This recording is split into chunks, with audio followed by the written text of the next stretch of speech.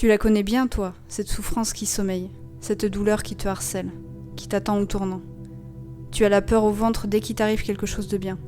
Tu crains le fameux retour de bâton, qui revient toujours de façon inévitable. Tu n'as jamais su comment t'y prendre d'ailleurs, comment t'en sortir. Tu vis les choses de façon beaucoup trop intense. On te l'a déjà dit d'ailleurs. Toi, tu vis les choses avec violence. Ce qui égratigne une personne lambda te brise en 1000 morceaux. Et tu le vis comme une fatalité, comme quelque chose qui te trahit. Se faire trahir par ses propres émotions. Le comble pour une personne qui pense ne pouvoir compter que sur elle-même.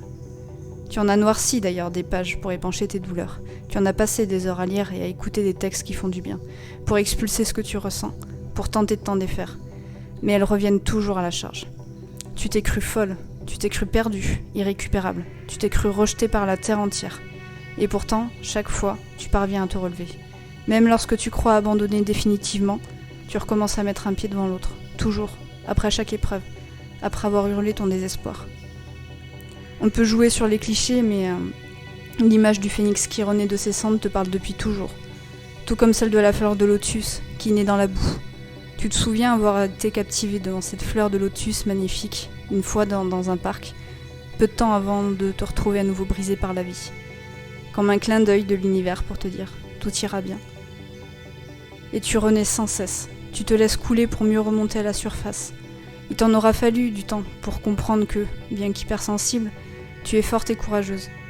Que s'il y a bien une chose sur laquelle tu peux faire confiance, c'est en toi-même et en la vie. Tu t'es cru pendant des années martyrisé par la vie, mais en fait, tu t'es martyrisé toi-même, à coups de pensées destructrices, qui sont venues envenimer des événements déjà eux-mêmes chaotiques. Tu t'es prise à ton propre piège. On t'a frappé avec un bâton, et puis toi, tu t'en es saisi pour continuer à te frapper. Tu en ris aujourd'hui. Tu te regardes, comme on s'attendrit devant un enfant qui pleure pour un simple jouet. Tu compatis à son malheur, mais tu sais que ça lui passera. Tout passe, tout change. Et aujourd'hui, toi aussi, tu as changé. Tu te croyais fataliste pour toujours. Et pourtant, aujourd'hui, tu as choisi de vibrer la foi.